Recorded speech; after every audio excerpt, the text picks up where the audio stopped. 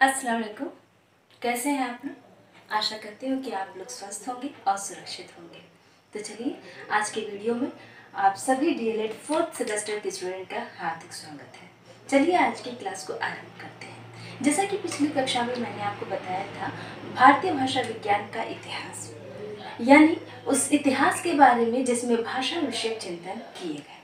प्राचीन अध्ययन मैंने आपको कंप्लीट करा दिया था। आज स्टार्ट करते हैं मध्यकालीन अध्ययन के बारे में। मध्यकालीन अध्ययन के अंतर्गत हम उन सब टॉपिक को टच करेंगे जो मध्यकालीन के अंतर्गत व्याकरण शास्त्र या व्याकरण ग्रंथ लिखे गए हैं। आपकी नॉलेज के लिए बता दें कि मध्यकालीन अध्ययन के अंतर्गत जो भाषा वैज्ञानिक चिंतन किए गए, अनुचिंतन किए गए, व्याकरण, संस्कृत व्याकरण के पश्चात टीका युग के पश्चात जो चिंतन किए गए मध्यकालीन अध्ययन के अंतर्गत, उसके अंतर्गत हम देखेंगे कि ये मध्यकालीन अध्ययन 3 भाषाओं को लेकर अनुचिंतन करता है। ये 3 भाषाएं कौन कौन सी हैं? पहला इसमें हो जाएगा, पहला भाषा पाली भाषा, पाली भाषा। दूसरा प्राकृत भाषा, और तीसरा हो जाएगा अपभ्रंश, तीसरा अपभ्रंश भाषा। मध्यकालीन अध्ययन के अंतर्गत जिन भाषाओं को केंद्र में रख के, जिन भाषाओं को केंद्र बिंदु मान के व्याकरण शास्त्र रचे गए या व्याकरण ग्रंथ रचे गए, वो भाषाएं ये 3 हैं जो जन सामान्य में उस समय प्रचलित थी और पूरी तरीके से वहाँ के बोलचाल के, वहाँ की पूरी तरीके से ये भाषा के रूप में इस्तेमाल की जाती थी। मध्यकालीन अध्ययन के अंतर्गत हम 3 भाषाओं के अंतर्गत देखेंगे कौन कौन व्याकरण रचे गए। अब हम बात करते हैं पहले भाषा की, जिसके अंतर्गत व्याकरण शास्त्र या व्याकरण ग्रंथ रचे गए, उस भाषा के बारे में। तो चलिए स्टार्ट करते हैं। पाली भाषा, यहाँ पहला है पाली कालीन अध्ययन। पालीकालीन अध्ययन मध्यकालीन अंतर्गत जो पालीकालीन अध्ययन किया गया, यानी पाली भाषा को केंद्र में रख के जो भी भाषा वैज्ञानिक अनुचिंतन किए गए, उनमें सबसे पहला नाम आता है कच्चायन का। कच्चायन का इनका समय 8वीं-9वीं शताब्दी माना जाता है। 8वीं-9वीं शताब्दी माना जाता है। कच्चायन का समय 8वीं-9वीं शताब्दी माना जाता है और यह पाली भाषा के सर्वश्रेष्ठ व्याकरण शास्त्री हैं। इनकी जो रचना है वह है कच्चायन व्याकरण। कच्चायन व्याकरण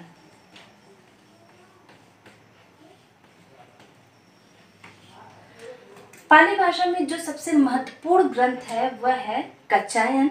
उसके बाद दूसरे राइटर का नाम आता है मोगलायन।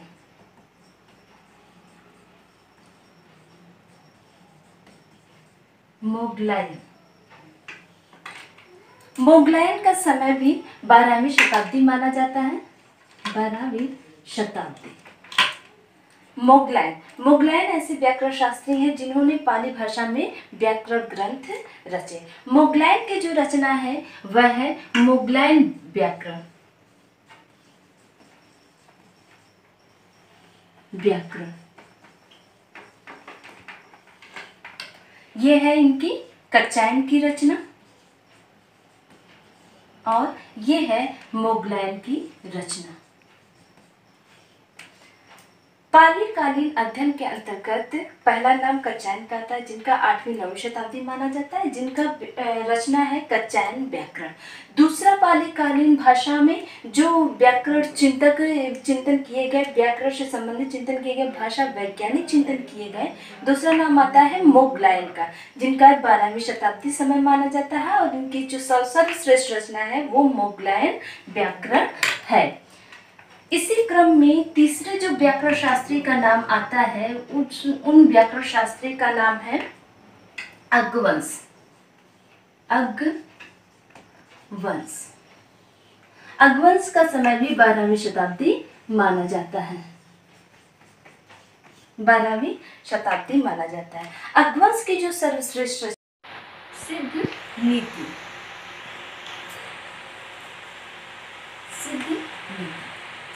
पालीकालीन अध्ययन के अंतर्गत जिन 3 महत्वपूर्ण व्याकरण शास्त्री का नाम लिया जाता है वह है कच्छायन, मोगलायन और अगवंश।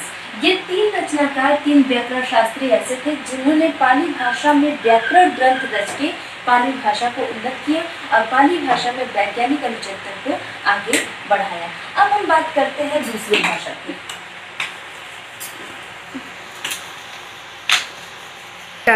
अब हम बात करते हैं दूसरी भाषा की, जो मध्यकालीन अध्ययन के अंतर्गत भाषा विषयक अनुचिंतन किए गए। दूसरा भाषा था आपका प्राकृत भाषा, प्राकृतकालीन अध्ययन।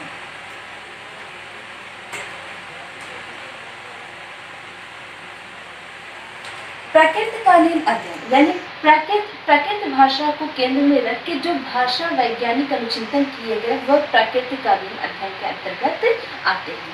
आपकी नॉलेज के लिए बता दें कि प्राचीन व्याकरण शास्त्र जितने भी थे उसको पुनर्जीवित करने का श्रेय प्राकृत भाषा को ही जाता है। प्राकृत में यानी प्राकृत भाषा का प्राकृतकालीन अध्ययन एक ऐसा अध्ययन है जहाँ से भारतीय व्याकरण शास्त्र का तुलनात्मक अध्ययन स्टार्ट होता है, तुलनात्मक अध्ययन का प्रादुर्भाव होता है। इसके अंतर्गत जो मेन रचनाकार है, मेन व्याकरण शास्त्री हैं, उनके नाम इस प्रकार हैं। इसमें सबसे पहले व्याकरण शास्त्री आपके हैं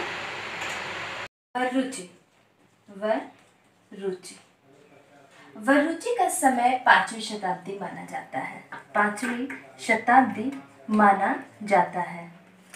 वरुचि का समय 5वीं शताब्दी और इनकी जो महत्वपूर्ण रचना है, महत्वपूर्ण व्याकरण ग्रंथ है वह है प्राकृत प्रकाश।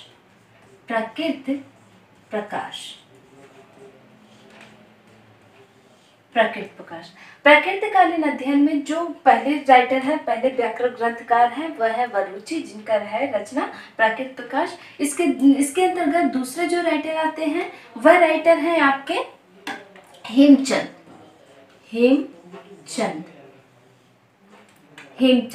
इनका समय 12वीं शताब्दी माना जाता है। 12वीं शताब्दी माना जाता है। हेमचंद की जो सबसे महत्वपूर्ण रचना है वह है शब्दानुशासन।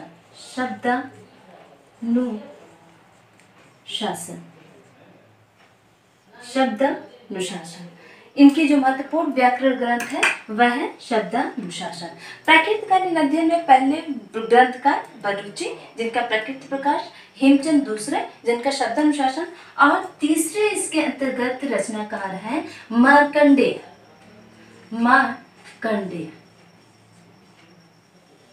इनका समय बताया जाता है 17वीं शताब्दी। मार्कंडेय की जो सबसे महत्वपूर्ण रचना है वह है प्राकृत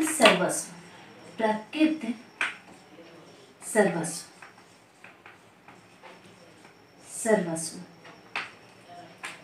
ये है प्राकृतकालीन अध्ययन के अंतर्गत 3 महत्वपूर्ण रचनाकार और उनकी रचनाएं, वरुचि, हेमचंद और मार्कंडेय। वरुचि का प्राकृत प्रकाश और हेमचंद का शब्दानुशासन और मार्कंडेय का सर्वस्व।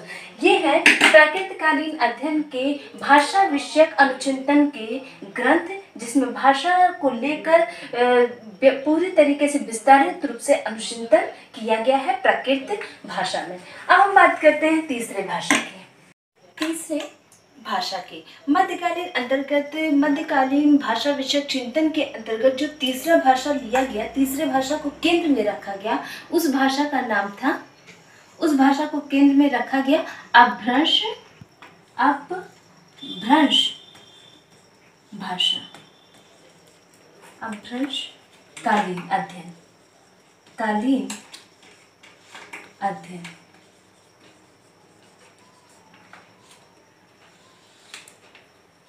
आपकी नॉलेज के लिए बता दें, मध्यकालीन अध्ययन के अंतर्गत जो भाषा वैज्ञानिक अनुचिंतन किए गए वह अपभ्रंशकालीन अध्ययन के अंतर्गत भी किए गए। आपकी नॉलेज के लिए बता दें कि अपभ्रंश काल का कोई भी रचना स्वतंत्र नहीं है। इस रचना का अगर किसी भाषा से संबंध है तब वह प्राकृत से है। यानी अपभ्रंश कालीन जितने भी ग्रंथ हैं उनका सीधे कनेक्शन प्राकृत भाषा से माना जाता है। प्राकृत के संपर्क में यानी प्राकृत को केंद्र में रखकर ही इस भाषा के अध्ययन पर अनुचिंतन किया जाता है। अपभ्रंशकालीन अध्ययन के अंतर्गत जो सबसे बड़ा व्याकरण ग्रंथ सामने उभर कर आता है उस व्याकरण ग्रंथ का नाम है हेमचंद्र द्वारा रचित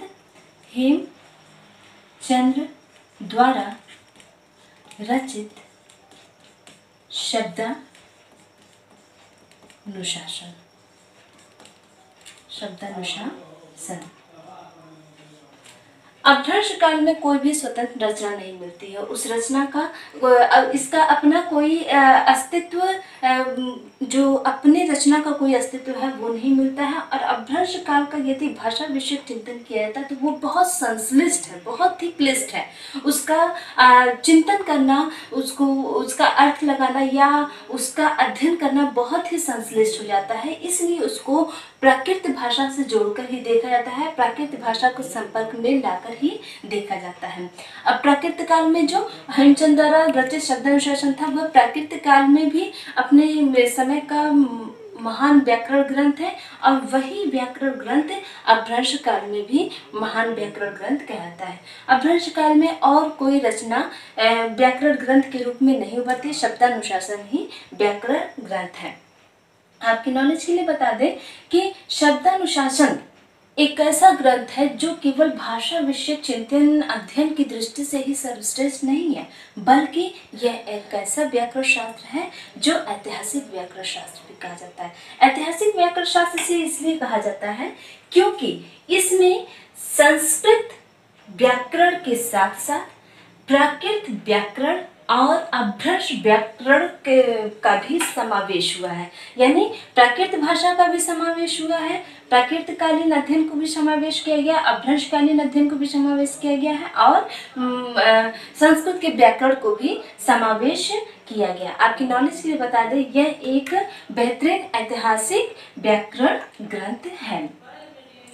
एक बात और है इसमें कि अपभ्रंशकालीन अध्ययन के अंतर्गत केवल व्याकरण ग्रंथ नहीं रचे गए बल्कि शास्त्रों की भी रचना हुई, शास्त्रों की भी रचना हुई, रचना की गई, शास्त्रों की रचना भी की गई। अपभ्रंशकालीन अध्ययन में जो महान साहित्य शास्त्री हुए वह भी अपने स्तर से भाषा विषयक अनुचिंतन किए। उन महान साहित्य शास्त्रों में से कौन कौन से साहित्य शास्त्र थे इसको अभी मैं बताती हूँ। जो काव्य शास्त्र को लेकर महान चिंतन किए, अनुचिंतन किया और वह भाषा वैज्ञानिक की दृष्टि से भी, भाषा अनुचिंतन की दृष्टि से भी वह सर्वश्रेष्ठ शास्त्र। जो शास्त्र थे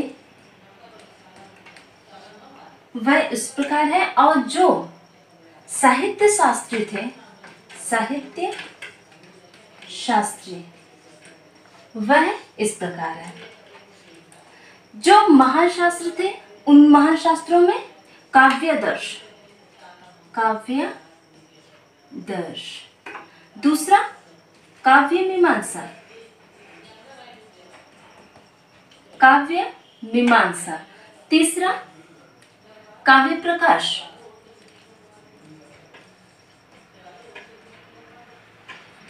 चौथा ध्वन्यालोक,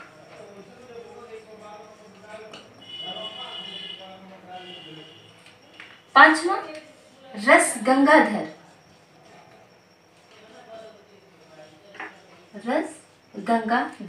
छठवां काव्यालंकार सूत्र,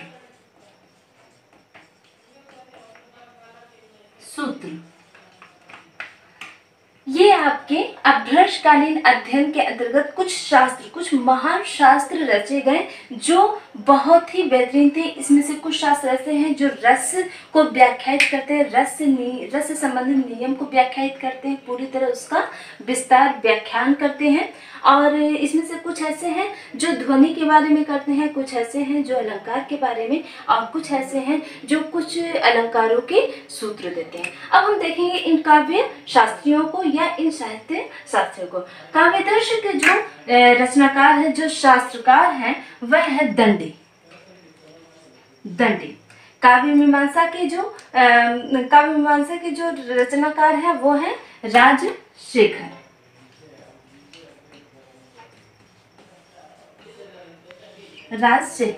काव्य प्रकाश के जो रचनाकार हैं वह है मम्मट। ध्वन्यालोक के जो रचनाकार हैं या शास्त्रकार हैं वह है आनंदवर्धन।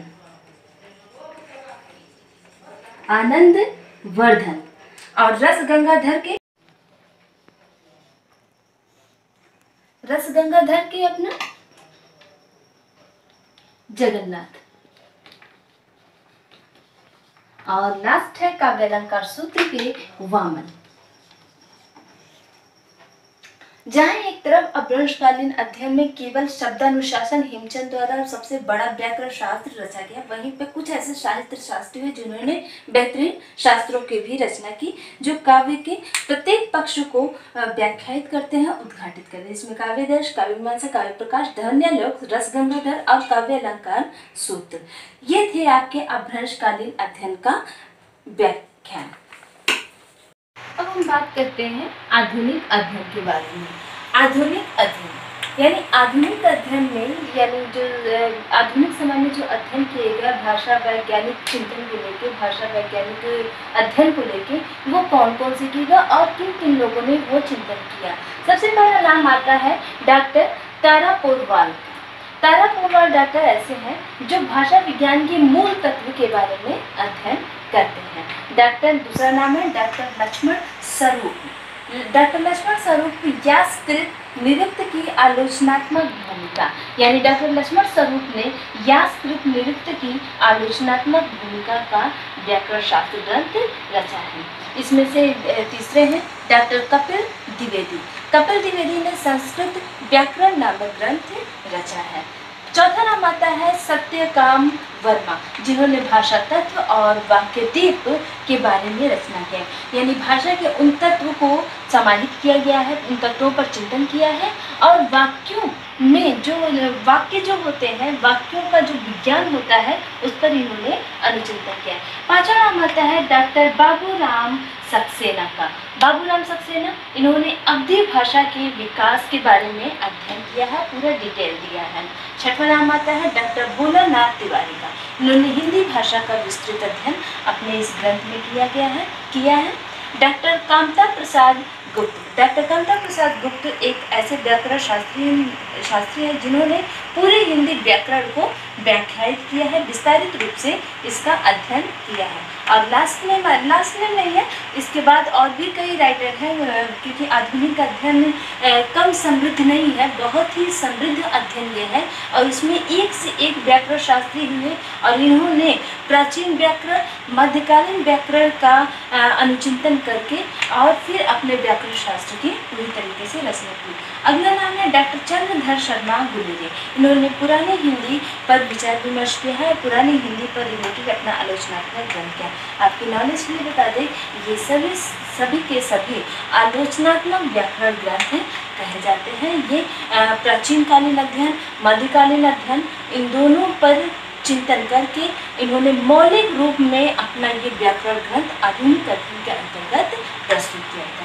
तो ये था ये था भारतीय भाषा विज्ञान के अध्ययन के बारे में। भारतीय भाषा का विज्ञान इतना समृद्ध है, इतना विस्तारित है, इतना लार्ज है कि इसमें सबसे पहला आपका प्राचीनकालीन अध्ययन, दूसरा आपका मध्यकालीन अध्ययन, तीसरा आपका आधुनिक। प्राचीन काल में आपने पूरा देखा कि वैदिक काल के जितने भी पूरे व्याकरण शास्त्री थे उनका मैंने नाम बताया, जिसमें पाणिनि थे, कात्यायन थे और पतंजलि थे।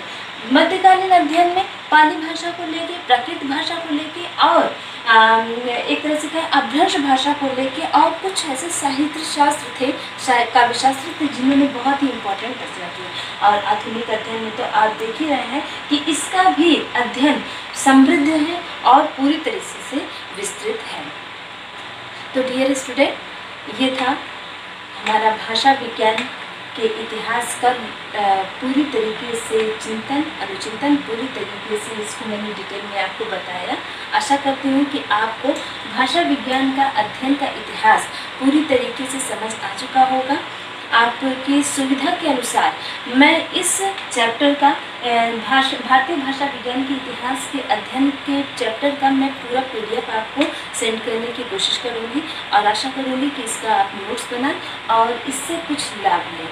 ये जो है केवल आपके 4th सेमेस्टर की दृष्टि से इम्पॉर्टेंट नहीं है, ये बीएड के सिलेबस में भी आपको इससे मदद मिल सकती है। बीएड के स्टूडेंट को भी, डीएलएड के स्टूडेंट को भी, और सीटेट और टेट की दृष्टि से भी ये वेरी इंपॉर्टेंट है। एक बार इसको ज़रूर आप मतलब नोट्स बनाइएगा और इसको पूरी तरीके से अध्ययन कीजिएगा। अगले वीडियो में मैं अगला चैप्टर लेकर आऊँगी। बहुत बहुत धन्यवाद। आशा करती हूँ कि आप इसी तरह हमारा वीडियो लाइक करते रहेंगे, शेयर करते रहेंगे। धन्यवाद।